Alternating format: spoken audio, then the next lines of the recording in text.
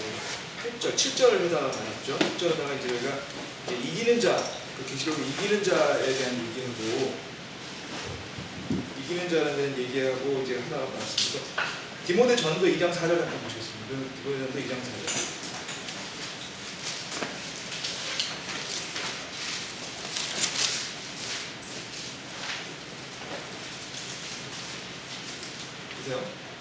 그분은 모든 사람이 구원을 받고 진리를 아는데 이르기를 원하신다 이렇게 했습니다. 그러니까 지금 주님께서는 모든 사람들이 그리스도인이 되고 또 그리스도인이 될 뿐더러 또 그 나아가서 이기는 자가 되기를 원한다고 지금 설명할 수 있을 것 같은데요.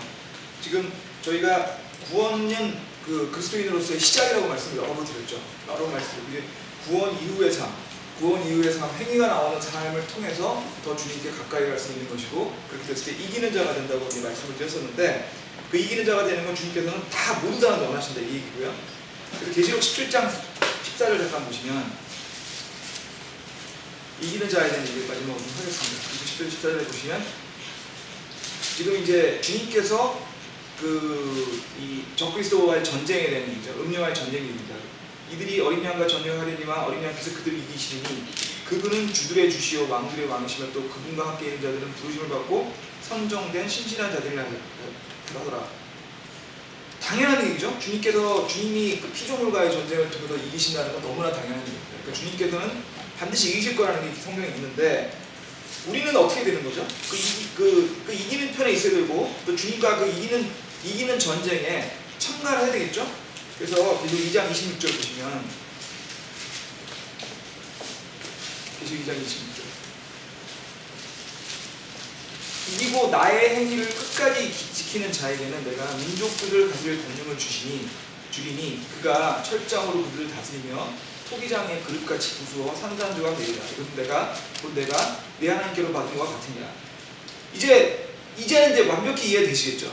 뭐냐면은 주님과 함께 구원받은 이후에 행위를 통해서 주님과 가까이 가는 사람들은 이기는 자가 되고, 그 이기는 자에게 주님은 어떻게 하냐면 상급을 주신다는 거예요. 상급은 뭐냐?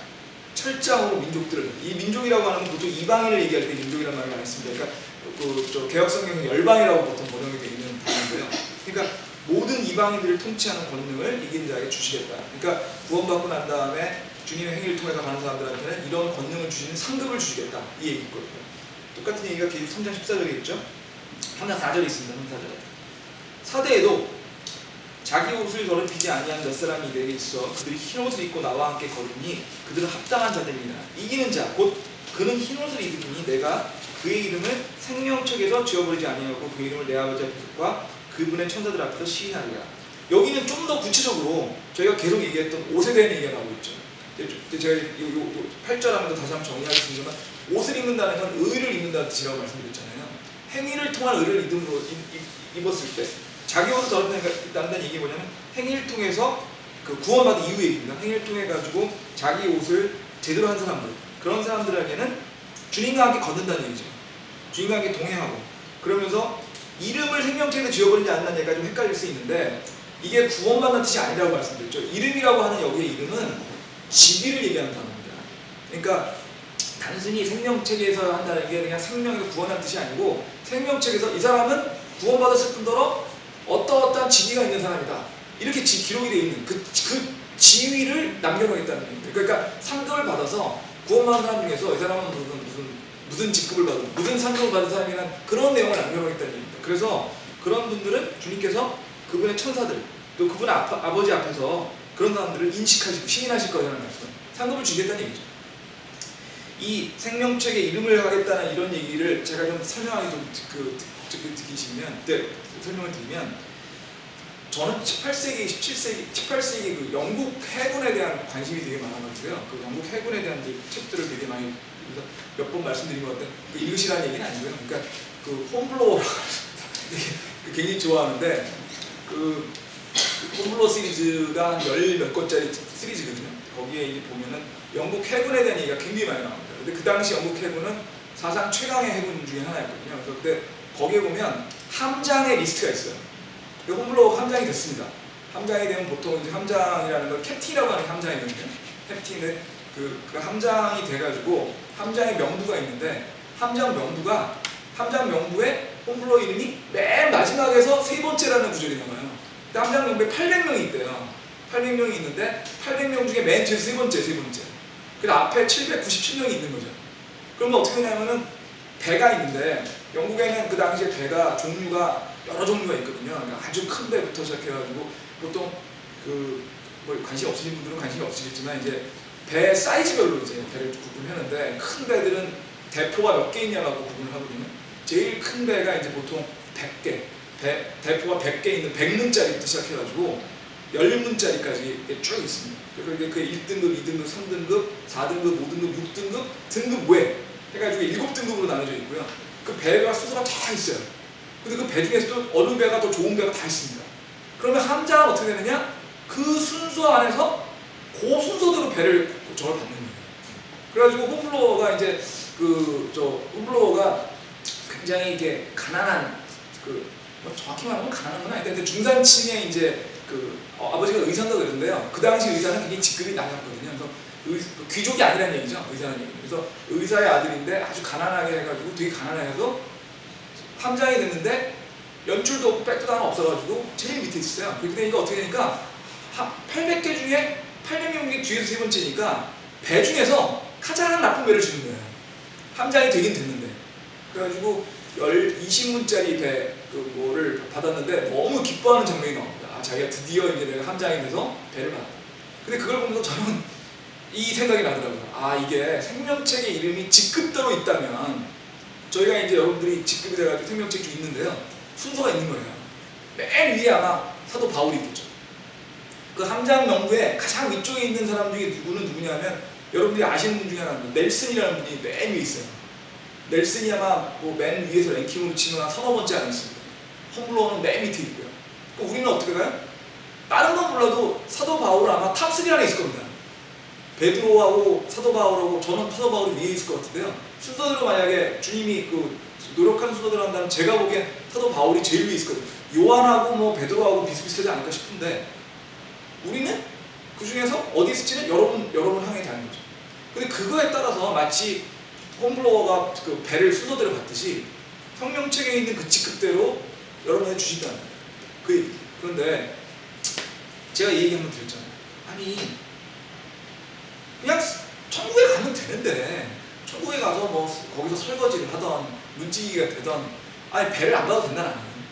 함장 안 돼도 되고 그냥 천국에 가서 그냥 거기서 아무것도 안 해도 그냥 그 천국에 문지기가 상관없다. 저도 그렇게 생각한다니까요. 근데 그게 아니라는 겁니다. 왜 아닐까요? 왜 우리는 그러면 이렇게 천국에 대한 상급에 대해 가지고 이렇게 행위를 해서 상급받는 거가 중요한 건가요, 우리한테? 그냥 구원받으면 되게 쉽잖아요. 구원받으면 굉장히 쉽거든요. 그냥 주님 받아들이기가 어렵지만 받아들이기만 하면 아무것도 안 되잖아요. 공짜거든요. 뺏어가지도 않습니다. 뭐 뺏어갔냐 아니냐 얘기 좀 이따 할게요. 뺏어가지도 않습니다. 근데 왜 구원받고 난 다음에 행위를 통해서 이렇게 그 직급을 받으려고 노력을 하냐는 거죠. 안 해도 되는 건데 그거 다 받았는데 홈블로어가 사실은 800명 중에서 맨 밑에 세 번째였는데 홈블로어가 나중에는 맨 위까지 올라가거든요. 최종적으로는 제독이 되고 제독 중에서도 가장 높은 제독이 됩니다. 근데 그렇게 되는 데까지 노력을 엄청나게 합니다. 홈블로어가 정말 노력합니다. 목숨을 걸고 노력을 합니다. 근데 왜 우리도 그래야 되냐는 거죠. 그거 생각해 보시죠. 그냥 구원받고 끝났는데 천국에 갔는데 거기서 가장 중요한 걸 여러분이 아셔야 될 건 뭐냐면 구원받고 난 다음에 여러분의 삶은 여러분께 아니라는 겁니다. 여러분께 아니라는 겁니다. 제가 성령님이 여러분 안에 들어와서 여러분이 생오이에서 피클이 되는 게 그 성령 침례라는 거고 그리고 성령 침례를 통해서 여러분이 주님의 사람이 되는 거라고 말씀드렸잖아요. 그리스도인이 되는 거. 그럼 뭐냐면 여러분은 이미 오이가 아니에요. 피클이거든요. 근데 여러분은 여러분의 오이였다가 주님의 피클이 되는 거예요. 주님의 피클이 되면 주님의 피클이기 때문에 주님이 사하시는 대로 주님이 원하시는 대로 그 식초가 원하는 대로 여러분이 기능을 해야 된다는 겁니다. 그런 기능을 하는 과정에 주님 상급을 주시다는 거예요. 그렇지 않으면 이해하시기 어려워요. 제가 왜 이걸 자꾸 얘기 드리냐면 제가 이해를 못했거든요. 저만 이해 못한 줄 알아서 서목사님하고 얘기했는데 서목사님도 이해를 못했대요. 서목사님이 제가 서목사님을 개인적으로 좀 좋아하는 이유는 뭐냐면 서목사님은 저랑 비슷한 점이 있습니다. 여러분하고 비슷한 점이 있어요. 왜냐면 그분은 뭐 학교 얘기까지 말씀드릴게요. 서강대를 나오시고요. 삼성물산에 다니셨어요. 담배를 하루에 2갑을 폈다고요. 저는 게임은 안 하는데 하여튼 게임도 무지하게 좋아져가지고 게임으로 48시간을 게임한 적도 있고요. 술도 굉장히 좋아하시고 그러셨던데. 그래서 어디죠? 저 삼성물산에서 굉장히 오래 잘 다니고 있다가 구원 얘기를 들으시고 삼성물산을 때려치고 전국을 다니면서 성경 전도를 하다가 미국에 가서 목사 되신 분이거든요. 그 뒷부분은 되게 막 집안에서 다 미친 사람이라고 그랬다는 겁니다. 제가 만약에 그렇게 했다면 아마 저희 집사람 난리가 났을 겁니다. 저는 그렇게 못할 것 같아요. 근데 그러다 보니까 이분은 사회생활 하시다가 하신 분이니까 어떻게 보면 이분이 의문점이 굉장히 비슷해요. 저랑 여러분도 비슷할 것 같아요. 이분이 그 얘기를 하시더라고요. 도대체 내가 구원받으면 끝났는데 구원 안 뺏기는데 공짜로 줬는데 가장 좋은 삶은 뭐죠? 구원받고 난 다음에 공짜니까 병치적으로 얘기를 하면요. 가장 좋은 삶은요. 구원받고 날 때 아무것도 안 하는 거예요. 구원받기 전에 삶은 똑같이 하면서 천국에 가서 구원받을 수 있으면 얼마나 좋습니까? 근데 그게 안 된다는 거죠. 왜요? 이미 구원받았다고 진정으로 구원받았다면 여러분의 삶이 여러분이 아닌 거고 여러분 오이가 아니고 피클이기 때문에. 그러니까 저는 그 얘기 듣고 이해가 되더라고요. 공감이 되더라고요. 그래서 말씀드린 것처럼 하여튼 저희가 우리의 삶이 우리 게 아니다. 제 이 얘기는 다시 한번 뒤에 한번 마무리 칠 때 얘기 드리는데 그걸 염두에 두시고요.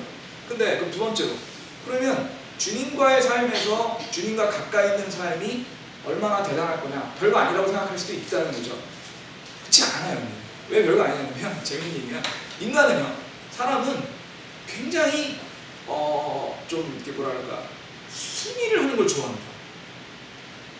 그러니까 그 랭킹 따지는 거 되게 어려워요. 그거 제일 좋아하는 사람 중에 하나가 미국 사람입니다. 미국은요 랭킹을 별별 랭킹이 다 있습니다. 진짜 별별 랭킹이 다 있어요. 제일 대표적으로 대학교 랭킹 하시잖아요. 대학교 랭킹 하면 대학교 랭킹 우리가 나온 랭킹이요 잘 보셔야 돼요. 아카데믹 랭킹도 있고요. 들어가기 쉬운 어려운 랭킹도 있고요. 캠퍼스가 예쁜 랭킹도 있고요. 학비가 싼 랭킹도 있고 취직이 잘 되는 랭킹도 있습니다. 그게 다 있어요. 다. 랭킹 굉장히 좋아하거든요. 랭킹 굉장히 좋아하는데 그 랭킹을 하나 올리는 걸 되게 즐거워하죠. 그러다 보니까. 근데 인간이 다 그렇다는 거예요. 가장 사람들 간의 순서를 나누지 않는 것들을 좋아하는 게 공산주의죠. 공산주의 모든 사람이 평행이라고 얘기하지 않습니까? 사실 공산주의는 그것도 일종의 종교거든요. 일종의 종교인데 이건 뭐 다른 얘기지만 우리나라에는 아직도 공산주의 따르는 사람들이 있죠. 주사파라고 따르는 사람들 진짜 이해 못했어요. 진짜 정말 아무리 이해를 하려도 이해할 수 없는 사람들이 있다는 그런 공산주의자들인데 공산주의자들이요? 모든 게 평등하다고 그러죠? 안 그렇습니다. 저는 지금도 아직도 공산주의 하는 나라가 중국이잖아요. 저는 이제 중국이랑 일을 많이 요즘에는 많이 안 해요. 한 10년 전만 해도 중국하고 합작 기업을 가지고 있어가지고 굉장히 많이 왔다 갔다 했는데 중국 사람들은요 평등한 척 하면서 순서가 있어요. 아주 미묘한 순서가 있습니다. 그러니까 어떤 거냐면 예를 들면 저희가 일을 할 때 그쪽 사람 중에 하나가 공산당원들이 이제 또 저희가 일하는 회사의 간부들이었는데 공산당원들 중에는 군 출신도 있었어요. 근데 중국의 인민해방군은 지금은 생겼는데 옛날에는 계급이 없었대요. 옛날에 계급이 없었대요. 홍군이라고 홍군, 레드암이라고 홍군이라고 하는데 홍군은 계급이 없었답니다. 그죠? 아니 그 계급이 없으면 어떻게 아느냐? 계급이 없으니까 아주 사소한 거로 차이를 준대요. 뭘 차이가 이렇게 웃기죠? 얼마나 웃긴지 아세요? 제일 쫄병들은, 제일 병사들은 옷에 군복이 똑같이 생겼는데 옷에 주머니가 없답니다. 근데 올라갈수록 주머니가 많이 생기는 거예요. 제일 높은 사람은 안주머니까지 있어요. 아무것도 아닌 것 같죠? 근데 그 주머니 올라가는 거 하려고 목숨을 거는 거예요. 그러니까 뭐 그러니까 자기가 좀 더 높은 계급으로 올라가려면 이제 목숨 걸고 공을 세우면 주머니 하나 더 달라는 것을 주는 거예요. 그러니까 극단적으로 얘기하면 주머니 하나 더 달라고 더 얻어 입으려고 목숨을 건다니까요. 안 그럴 것 같으시죠? 홍군의 그 수많은 병사들이 그렇게 싸웠다는 거예요. 중국 이제 국공 내전 시절에 우리나라에 6.25 때도 홍군이 많이 왔었죠. 중국군들이 왔을 때 중국군들도 그렇게 했었다는 겁니다. 인간은 그렇게 랭킹에서 굉장히 실제로 교회에서도 많이 있는 일이에요. 저희 교회는 좀 좋은 점이 뭐냐면 저희 교회에 집사가 없잖아요. 저는 그게 굉장히 좋다고 생각합니다. 왜냐하면 집사가 없다는 뜻은 모든 사람이 질서같이 일해야 된다는 뜻이라고 저는 생각하거든요. 근데 교회, 특히 침례교회 집사는요 진짜 아무것도 아닙니다. 제가 한번 설명드릴 수 있죠. 집사의 어원이 종에서 나오는 거예요. 진짜 아무것도 아니거든요. 진짜 아무것도 아닌데 그러니까 일만 하고 욕만 먹는 저거예요. 그런데 상당수의 교회들이요, 집사가 되려고 엄청나게 노력합니다. 선거운동도 합니다. 선거운동. 집사 투표로 뽑으니까 선거운동도 해요. 실제로 봤습니다. 어디 교회를 얘기 드리지 않겠습니다. 집사가 되기 위해서 선거운동하고요. 그 다음에 져가지고 집사가 돼서 집사가 투표에 나왔는데 떨어지시면 완전히 얼굴이 그냥 죽상이 됩니다. 이해를 못하겠더라고요. 근데 본인들은 하고 싶은 거예요. 본인들. 그리고 어떤 데도 있냐면 집사가 굉장히 높은 거라고 생각하는 분들이 있어요. 어떤 교회는 집사한테 월급도 줘가지고 제가 펄펄 뛴 적도 있거든요. 이게 어떻게 교회에서 집사한테 월급을 주냐. 이게 말이 되는 소리야 이게. 봉사하라고 준 건데 헌금을 더 내고 시원찮을 판에 교회가 왜 월급을 주냐. 말이 되냐 이게. 그런 적도 있었어요. 근데 제 말은 뭐냐면 침례교 안에서도 집사가 아무것도 하는 종이 되려고. 왜냐하면 이름이 다르잖아요. 마치 뭔가 그 목사님을 위해서 아니 하나님을 위해서 뭔가 일을 더하는 것 같이 보이거든요. 그래서 그런 것 때문에 집사들 노력을 합니다. 심지어는요, 저는 뭐 직접 본 건 아니고 말씀드린 것 중에 집사가 되려고 했는데 못 되면서 집사가 안 되고 나니까 교회를 나가는 분들도 꽤 있답니다. 목사님만 듣는 거예요. 거기까지도 안 되고요. 어떤 경우 있냐면 목사님이 광고를 하는데요. 광고를 하는데 이렇게 광고를 했대요. 교회에 이제 두 분이 같이 동업을 해가지고 두 분이서 이제 그 사업을 같이 하는데, 예를 들면 뭐 A분하고 B분하고 해서 사업을 같이 합니다. 근데 A분 얘기만 한 거예요. 아, 지금 두 분이 해가지고 뭐 어떤 뭐 일국에 있는 교회니까 이제 뭐 큰 사업은 아닐 것 같고, 제가 보기에는 무슨 뭐 조그만 가게 같은 거 아닐까 싶은데 뭐 개업을 하는데 개업식에 가세요. A라는 분이, 아니 정확히 말하면 A만 얘기한 것도 아니고 A 형제님과 B 형제님 A를 먼저 얘기했대요. 근데 B 형제는 50대 50인데 왜 나를 먼저 얘기하는지? 라고 얘기해가지고 그것 때문에 목사님한테 따졌답니다. 제가 왜 이런 얘기를 드리냐면, 우리가 인정 안 할 뿐이지 우리 모두들도 내가 더 주님에 가까웠고, 아니 내가 뭐 교회에서 조금 더 많은 거 하고 뭐 이런 거에 대해서 생각하는 게 있다는 거예요. 겉으로 얘기만 안 하는 거예요. 겉으로. 왜냐하면 인간은 굉장히 지저분한 존재거든요. 그러니까 굉장히 인간은 본능이 지저분합니다. 저 포함해서요. 그러다 보니까 그런 얘기를 안 하는 거예요. 그렇지만 마음속에 있다는 거죠. 근데 저희가 주님의 지금은 아무것도 아니라고 생각하시지만 이제 천년왕국에 가가지고 천년왕국에서 주님과 가까이 계시고, 통치한다는 뜻을 어렵게 생각하지 마십시오. 통치한다는 게 뭐 나는 가서 주님과 함께 무슨 어느 구역을 해가지고 그 구역의 장인을 이렇게 아니고, 그냥 주님하고 가까이 있는 사람을 통치하는 사람 이렇게 생각하시면 마음이 쉬워요. 어떤 사람은 같이 식당 매일 이렇게 생각해 보세요. 천년왕국에 갔습니다. 모든 사람이 매일 같이 밥을 먹어요. 근데 밥 먹는 자리가 정해져 있는 거예요. 어떻게 정해져 있냐면 여러분이 노력을 한 거에 따라서 여러분의 의의 옷으로서 한 것만큼 해가지고 헤드 테이블이 있어요. 헤드 테이블에는 주님이 앉아 계시고 옆에 바울 앉아 있고 베드로 앉아 있고 요한 앉아 있겠죠? 이렇게 앉아 있는 데 있단 말이죠. 근데 여러분이 그런 분들은 너무 위에 있으니까 감이 안 나는데, 여러분이 알던 저 사람이 뭘 했길래 저기 했던 사람이 있을 거라는 거예요. 전혀 눈에 안 띄고 전혀 왔지만 주님 눈에 보기에는 주님을 위해서 많은 일을 했던 사람들이 어디 있냐면 헤드 테이블 옆에 아니면 헤드 테이블에 앉아 있어요. 근데 여러분 갔더니 여러분은 테이블이 주님이 보이지도 않더라 이겁니다. 너무 뒤에 있어가지고. 근데 주님하고 아시는 분들이 가까이 가는 걸 하면 여러분이 어떻게 되면 무지하게 슬플 거라는 거죠. 더 정확히 얘기해 드릴게요. 배가 아플 겁니다. 사람은요, 배가 고픈 건 찾습니다. 아픈 건 못 찾습니다. 대한민국 정부가 그렇게 하고 있잖습니다. 모두 다 가난해져도 상관없다는 거예요. 왜냐하면 배가 고픈 건 참거든요. 아픈 건 못 참거든요. 주님은 그렇지 않습니다. 우리 주님의 정의는요, 페어한 겁니다. 노력하는 사람한테 더 많은 게 가는 게 우리 주님의 정의입니다. 저는 그게 굉장히 맞다고 생각합니다. 그렇지 않으면 열심히 할 이유가 없잖아요. 그래서 다시 말씀드리지만 이기는 자가 되기 위해서 여러분들이 구원받기 위해서 주님 위해서 노력하는 것이 별게 아닌 게 아닐 거라는 거죠. 그 시점이 되면 굉장히 별개가 될 거기 때문에, 그리고 또 더 중요한 거는 여러분이 진정으로 구원을 받으셨다면 여러분들이 주님을 위해서 가까이 가고 싶으시게 될 거라는 겁니다. 그러니까 주님에게 더 가까이, 여러분이 이제 더 이상 오이가 아니고 피클이기 때문에 더 주님에 가까이 가서 피클처럼 살고 싶은 게 될 거라는 얘기죠. 네, 여기까지 얘기 드리고요. 그런데 한번 여기서 또 이제 고민이 생깁니다. 고민이라기보다는 질문이 생깁니다. 그럼 도대체 왜 우리가 이렇게 구원받은 우리의 의라는 거, 우리의 행위로 나온 의라는 거는 구원받은 다음에 의라는 걸 이렇게 벌써 한 대여섯 번 했나요, 저희가? 이렇게 하고 있나? 왜 우리가 이 얘기를 그렇게 하고 있나? 그냥 그게 별거 그렇게 중요한 거 아닐 것 같다 이렇게 생각할 수 있거든요. 이게 왜 이 얘기를 하냐면은 구원의 개념에서 생기는 말씀을 드릴게요. 종교개혁 이전, 1500년대 이전까지는 이 땅에 있는 그 대부분의 믿음이 가톨릭이었죠. 가톨릭의 믿음은요, 가톨릭은 그냥 문자로 된 행위구원입니다. 가톨릭에는요, 가톨릭을 여러 번 말씀드렸지만 저도 가톨릭이었거든요. 가톨릭에는 죄를 두 가지로 나눕니다. 큰 죄, 대죄라는 게 있고요, 작은 죄가 있어요. 그래서 죄에 따라서 큰 죄하고 작은 죄에 따라서 그 어떤 행위를 함으로써 그걸 갖다가 하는지에 대해서 그 죄를 해결하는 방법이 있습니다. 예를 들면 작은 죄, 제일 작은 죄 같은 경우는 이런 거죠. 제가 우리 어머니한테 거짓말을 했습니다. 그리고 용돈을 더 썼습니다. 학생 때니까 그런 거를 고해성사합니다.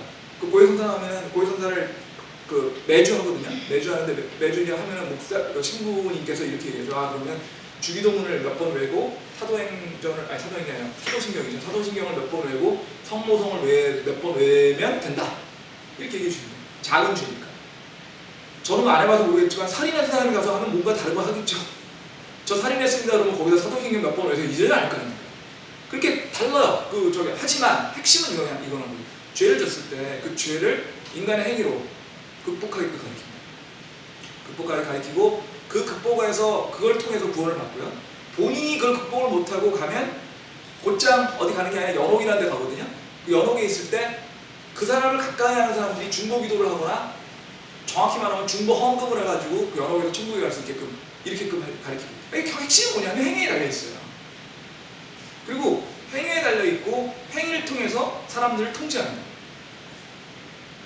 아니 생각을 해보세요. 모든 사람이 와가지고 신부님한테 고해성사를 하면요, 신부님은요 그 마을에 있는 모든 정보를 다 알게 됩니다. 가장 강력한 권력이 생기는 거예요. 거기다가 그런 약점을 이용해가지고 사실은 겁을 주는 거죠. 너 이런 죄를 졌으니까 구원 못 받고 가고, 더 무서운 건요, 너의 아버지는 이런 거 모르고 가서 지금 연옥에서 하고 있는데 좀 있으면 지옥 간다. 어떻게 해야 됩니까? 교회 와서 열심히 헌금하고 중보기도 하고 돈 내야지 간다. 협박을 할 수 있는 거예요. 진짜로. 실제로 그렇게 하고요.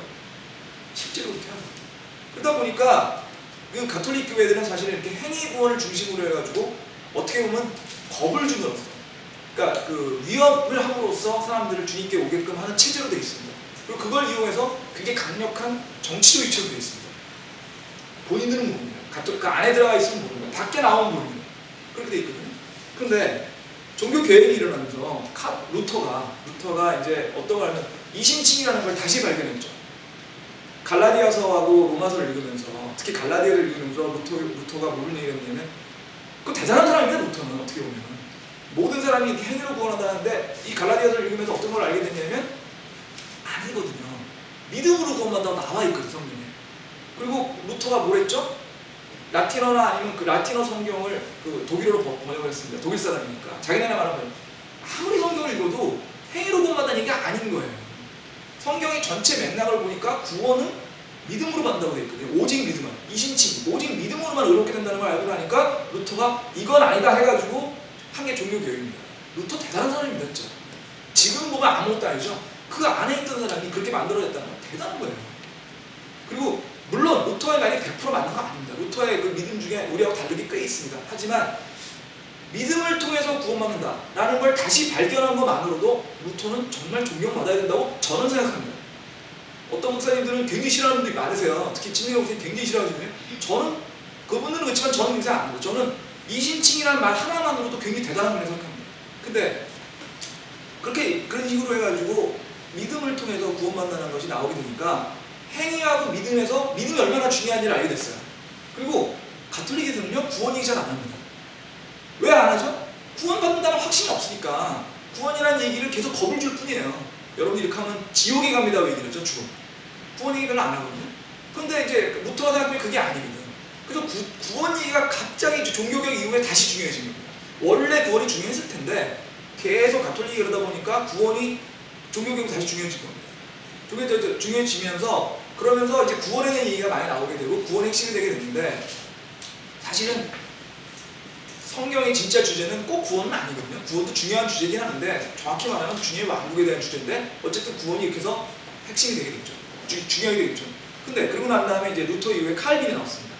칼빈은요 구원을 더 강조하다 보니까 구원에 대해서 특히 주님이 우리를 은혜로 구원하신다는 걸 강조하다 보니까 좀 지나치게 간 거예요. 극단적으로 가가지고 어떻게 됐냐면 주님이 모든 걸 결정하신다. 주님은 구원을 주님이 은혜로 주시니까 전지전능하신 주님은 모든 걸 다 아시는 분이다. 그러니까 인간의 행위는 아무것도 아니다. 주님이 너무 넘쳐나니까 그 주님의 권능, 주님의 주권을 강조를 많이 하게 된 겁니다. 이해는 가죠. 왜요? 구원은 주님이 은혜로 주시니까 주님의 권능을 강조할 수밖에 없거든요. 근데 그걸 극단적으로 가다 보니까 어떻게 됐냐면 주님은 모든 걸 예정해 놓으셨다 이렇게 됩니다. 모든 걸 다 예정해 놓으셨으니까 예정론이 된 거죠. 그러니까 예정론을 저도 믿지 않고요. 예정론이 잘못됐다고 생각합니다. 하지만 예정론이 나오게 된 그 배경은 이해가 된다는 거죠. 그러니까 그런 점에서 저는 칼빈도 우리가 미워할 필요는 없다고 생각합니다. 목사님들 많이 미워하시거든요. 지금 미워할 필요 없다고 생각해요. 그냥 칼빈을 동의하지 않지만 이해는 갑니다. 왜 저런 얘기가 나왔어. 그래서 기본적으로 칼빈에서 말하는 건 뭐냐면 전부 예정론이고, 근데 예정론까지 가기 전에 우리 하나 생각해보면 칼빈은 무슨 생각을 하는 거냐면 구원은 주면 잃어버리지 않는다는 생각을 하는 거예요. 예정론이라는 게 뭐죠? 주님이 결정해 놓으신 거 아닙니까? 주님의 결정은 바뀔 수 없잖아요. 그러니까 주님이 예정해 놓으시면 바뀔 수 없어요. 그 얘기는 다시 얘기하면 구원은 한 번 주면 뺏기는 게 아니에요. 그렇게 된 거예요. 그런데 이게 헷갈려지는 거죠. 구원을 받았는데 술도 먹고 담배도 피고 뭐 이상한 일을 한다며 이거죠. 사기도 치고 살인도 해요. 근데 그걸 구원받았다고 얘기하자니까 뭔가 좀 찝찝한 거죠. 근데 구원은 잃어버린다고 얘기하면 안 되잖아요. 논리가 앞뒤가 안 맞잖아요. 그래서 어떻게 된 거냐면 이거는 예정론을 가면서 그런 구원 이후에 행위가 안 나오는 사람들에 대해서 아니라고 얘기를 해야 되니까 그거는 원래 구원받는 게 아니라고 생각한 거죠. 그게 칼빈입니다. 이게 이해가 되시죠? 왜 칼빈이 그렇게 얘기하냐? 그러면서 얘기하면 인간은 자유의지가 없다. 인간은 그냥 로봇이다. 로봇이기 때문에 모든 건 주님이 결정해 주신 거고 예정론이고 예정 구원되니까 구원을 잃어버리지 않는다. 인간은 로봇일 뿐이다. 그럼 인간은 어떻게 살아야 되냐? 그냥 있는 대로 열심히 살아라. 네가 무슨 일을 하든 무슨 직업을 갖던 무슨 소명을 갖던 그걸 갖고 열심히 살아라. 근데 여러분이 만약 열심히 살면서 여러분의 행위가 잘 나오고 그러면서 교회도 열심히 다니면 아마도 예정받아서 구원받았을 것이다 라는 거예요. 그러면 그렇게 되면 어떻게 되냐면 열심히 있는 그대로 하루하루를 열심히 사는 삶을 살아라고 되는 거죠. 칼빈의 예정론을 왜 우리가 부인하면 안 되냐면 우리가 지금 살고 있는 자본주의가 칼빈의 예정론에 귀반한 사람입니다. 제가 하는 얘기 아니고요. 항상 제가 얘기했는데 제가 하는 얘기라고 아무도 잘 안 믿으시더라고요. 항상 인용을 해야 인용을 해야지. 이거는요 막스 베버라는 사람이 한 겁니다. 막스 베버는 1800년대 말하고 1900년대에 살았던 미국의 유럽의 사회학자인데요. 막스 베버의 크리스티애니티 앤 그리스도교와 자본주의라는 책이 있어요. 이 자본주의는 그리스도교의 기반에서 만들었다고 하는 책입니다. 아주 유명한 책입니다. 사회학과에 갔을 때는 교과서를 읽는 책입니다. 무조건. 거기 이렇게 나왔다니까요. 칼빈의 예정론은 자본주의의 기반이다. 그러니까 우리가 예정론에 대해서 미워하고 하는 거는 우리는 자본주의 사는 게 아니다라고 얘기하는 거 똑같은 거고 그건 아니라는 겁니다. 그러니까 예정론도 동의하지는 않지만 이해는 할 수 있어야 된다는 거죠. 우리도. 근데 굉장히 중요한 점. 예정론 틀렸습니다. 맞는 얘기 아니에요. 하지만 거기서 굉장히 중요한 점이 다 틀린 건 아니고 중요한 게 하나 있습니다. 뭐가 있어? 구원은 잃어버리지 않는다. 근데 그 얘기를 하니까 칼빈의 예정론 이후에 알미니안주의라는 게 나왔습니다.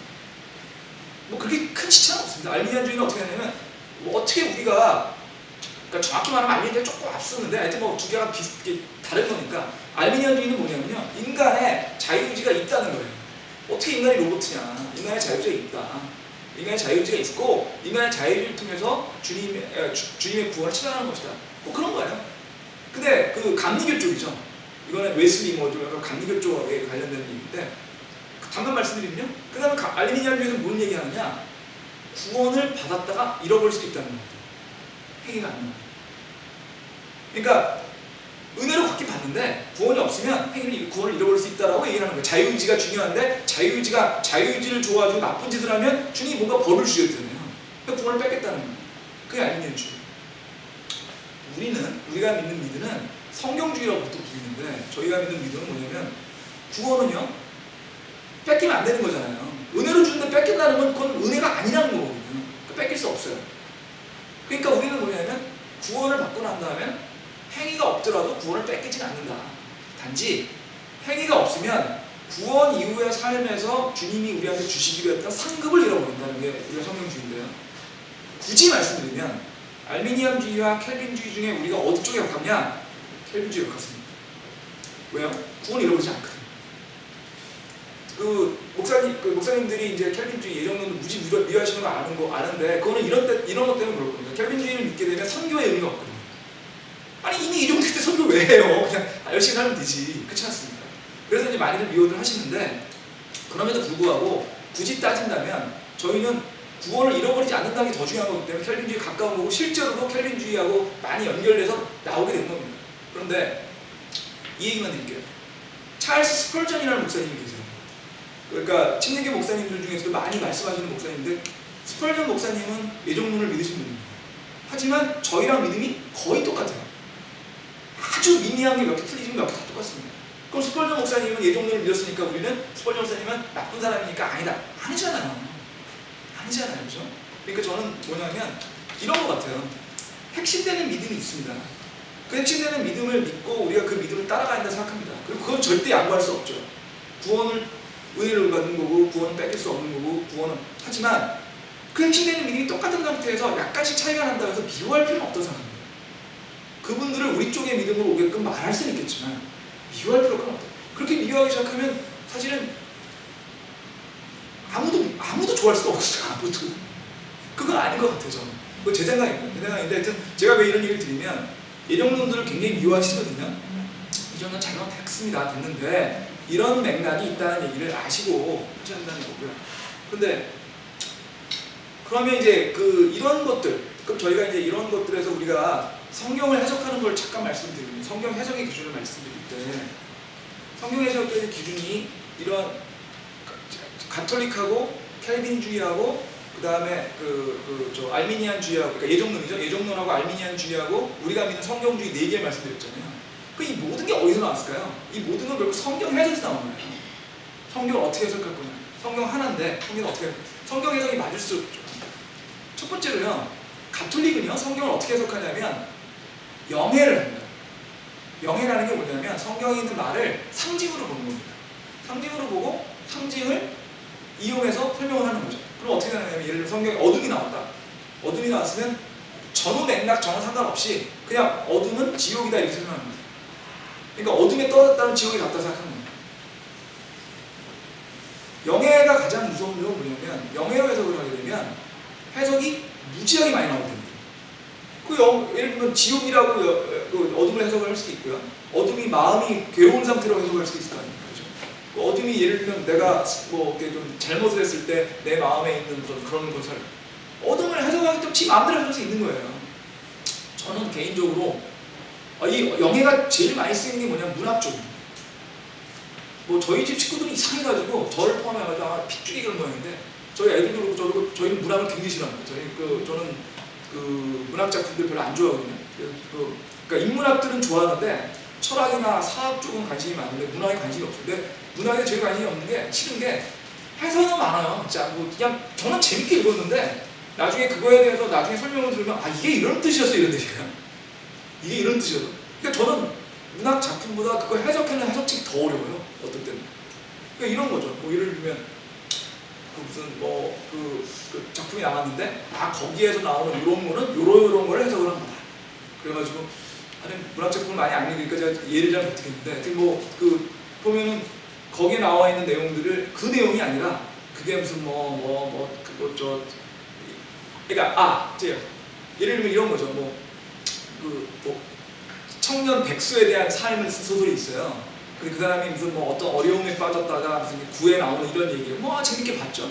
그랬더니 어떻게 해석을 하냐면 그거는 그 청년 백수가 그게 고난을 빠져나오는 얘기가 아니라 청년 백수가 우리나라에서 너무 많으니까 그런 사람들이 이 어려운 세상에서 어떻게 살아가는 걸 상징하는 거다. 이 세상에 있는 젊은이들의 고통을. 그래서 저는 이런 생각, 그런 거 다 생각하고 있나 이거? 그냥 재밌게 읽는 거지. 그냥 소설이거든요, 얇은. 그래서 그렇게 소위 말해서 문학평론가들이 하는 그런 말들 저는 이해를 못하겠고요. 솔직히 말해서 헛소리라 생각합니다. 저는 문학평론가들이 진짜 싫은데요. 이런 생각이 딱 들어요. 그렇게 평론 잘할 거면 네가 쓰지. 왜 평론을 해? 네가 써 그냥. 창작을 하는 사람이 훨씬 나은 거 아닙니까? 그럼 창작을 하는 사람이 무슨 내용을 썼는지 그 사람밖에 모를 거 아니에요. 왜 그걸 남이 감나라 판단하냐고. 영예가 그러거든요. 근데 영예는 더 무서운 건 뭐냐면 그렇게 해석하는데 자기한테 유리하게 하는 거죠. 그냥 예를 들면 성경에 있는 내용들을 내가 유리한 대로 해석을 하기 시작하면 한도 끝도 없거든요. 가톨릭이 바로 영예입니다. 근데 그래서 사실은 가톨릭 이후에 종교개혁 그 다음에 저희들 같이 그 믿음을 믿는 사람들은 대부분이 어떻게 하냐면 문자적 해석을 하죠. 성경을 가능하면 성경에 있는 말 중에서 있는 그대로 해석을 그치?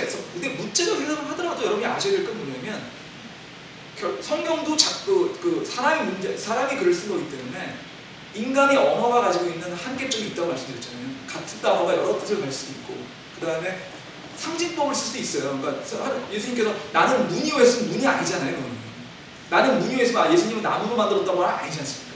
그러니까 은유법이나 비유법을 쓸 수도 있으니까 문자적 해석을 하더라도 어떻게 필요하냐 하면은 반드시 맥락을 봐야 됩니다.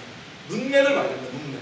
그러니까 용례를 봐야 됩니다. 그래서 전체적인 맥락을 보고 성격의 전체 맥락에서 어떤 뜻인지를 보고 해석을 해야 되는데 그렇지 않고 또 문자 해석을 해라고 했다 해서 영예를 하지 말고 문자 해석을 했다고 해서 너무 문자로 가는 걸 뭐라고 부르냐면 문자주의라고 부릅니다. 문자주의. 문자주의에 대해서 성경에서 하지 말라고 써놓으셨어요. 고린도후서 3장 6절.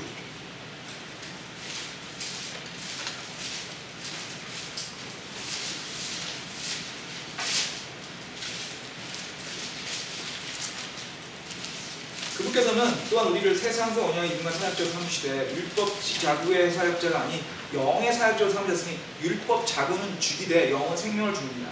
이렇게 되어 있죠. 율법 그 자체를 따라가지 말라는 얘기입니다. 지금. 그러니까 우리가 성경을 해석할 때 그 문자 하나, 그러니까 있는 그대로 해석을 하는 걸 원칙으로 하지만 문법이나 그러니까 용례나 그 맥락을 보고서 판단을 해야지. 자꾸에 하게 되면 그 자체도 문제라는 거예요. 그러니까 영예가 이쪽 반정에 있는 잘못된 거라면 문자주의는 이쪽 방면이 잘못된 거예요. 우리는 어떻게 하냐면 이쪽이 가깝긴 한데 문자주의에 빠져서는 안 된다. 이게 어떻게 되냐? 전체 성경을 계약서로 보고 주님과 우리의 계약이라고 계약을 이해하면서 이해하지만 자구 하나하나에 빠져가지고 전체 맥락을 놓치면 안 된다. 이런 얘기입니다. 그래서 뭐 전체와 언금의 법칙이니 뭐 이런 것들이 있거든요. 전반적인 내용들에서 틀리면 안 된다는 거죠. 그러면 이 얘기를 왜 얘기 드리냐? 성경에요. 굉장히 자주 로마서, 갈라디아서 전체가 얘기하고 있는 게 뭐냐면 구원은 믿음으로 받는 겁니다. 구원은 믿음으로 받는 은혜라는 거예요. 갈라디아서하고 로마서는 어떻게 얘기하냐면 로마서는 갈라디아서의 확장판이고 갈라디아서는 로마서의 축약판이라고 얘기합니다. 같은 얘기하고 있거든요. 완전히 같은 얘기하고 있습니다. 로마서하고 갈라디아서는 정말 대단한 책입니다. 루터가, 물론 성경이 다 굉장한 책이지만 그 중에서도 정말 좋은 책들이라고 생각을 하는데 저희가 그 갈라디아서와 로마서를 읽으면서 우리가 분명히 알아야 될 거는 뭐냐면 구원은 반드시 믿음으로 이신칙이라는 것이 아주 명확하게 나와 있거든요. 그렇기 때문에 그걸 바꿀 수가 없는 거예요. 주님이 주시는 그 구원은 믿음으로 보는 거고 그거는 뺏어갈 수 없다는 걸 바꿀 수 없다는 게 전제된 상태로 딴 것들을 봐야 되거든요. 근데 갈라디아서 로마서 전체에서 그걸 얘기하고 있는데 예를 들면 야고보서에서 한 줄 나와가지고 행위가 중요하다 이렇게 나왔으니까 이거는 앞에 있는 로마서 갈라디아서 다 잊어버리고 야고보서에 있는 행위가 중요하니까 행위로 구원받는다. 이게 아니라는 겁니다. 야고보서도 성경이고 갈라디아서 성경이고 로마서 성경이잖아요. 그러면 전체 맥락에서 뭐냐? 구원은 믿음으로 받는다는 것은 전제되어 있는데 그 전체 하에서 야고보서가 있다고 생각을 하면 어떻게 해석을 해야 되냐면 구원을 받고 난 사람에 대한 얘기구나. 야고보서는 구원을 받고 난 사람들이 구원 이후의 삶에 대한 걸 쓰는 게 야고보서구나 생각을 하시고 또 구원이라는 단어도 지옥에서의 구원이라고 쓸 수도 있고 그 아닌 구원일 수도 있으니까 그런 맥락을 보고 보지 않으면 성경을 전체 이해하기가 어렵다. 잘못하면 오해가 생길 수 있고 문제가 생길 수 있다는 얘기를 드리는 거죠. 그리고 또 저는 이렇게 생각합니다. 이거는 여기까지는 이제 주석서에 나온 얘기니까 뭐 그냥 제가 다 인용을 할 수 있는 거고요. 뭐 아까 말씀드린 찰스 펄전이 뭐 아더 피크니 여러분들의 책에 나오는 얘기들이니까 이 부분에 대해서는 아니고 근데 저는 이건 제 생각인데 저는 저희가 믿음만 확고한 게 있다면 저희 믿음에 확고한 거를 우리가 할 수 있다고 한다면 사실은 저 경험상으로는 다른 것 중에서도 상당히 주님을 많이 느낍니다. 그게 무슨 얘기냐면요.